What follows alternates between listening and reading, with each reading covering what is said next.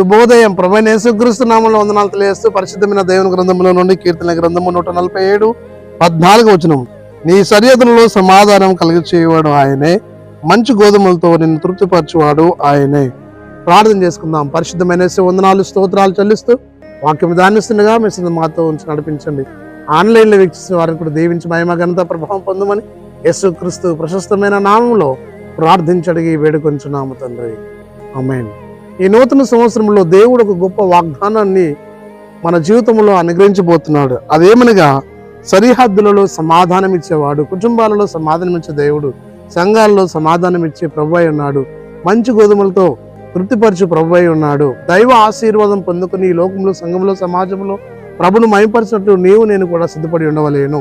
దైవ ఆశీర్వాదం ఏమనగా అబ్రహామును దేవుడు అన్ని విషయంలో ఆశీర్వదించి సమాధానము, నెమ్మది, సంతోషం, ఆరోగ్య ఆశీర్వాదం ఇచ్చి ఆ దేశంలో వర్ధలింపు చేస్తున్నాడు. కాబట్టి ప్రియ సహోదరి సహోదరుడా, నీవు నేను కూడా అటు దీవెన పొందుకొని సంఘంలో, సమాజంలో ప్రభుకు మహిమ తెచ్చి కుమార్తెగా, కుమారునిగా, సేవకునిగా ఉన్నట్లు పరిశుద్ధాత్మ దేవుడు మనందరికీ తోడై ఉండి నడిపించి దీవించునుగాక.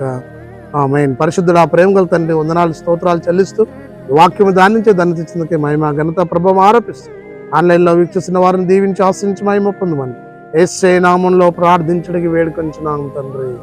ఆమేన్. తండ్రి, కుమార, పరిశుద్ధాత్మ త్రియేక దేవుడు సదాకాలము తోడై ఉండి దీవించి ఆశీర్వదించునుగాక. ఆమేన్.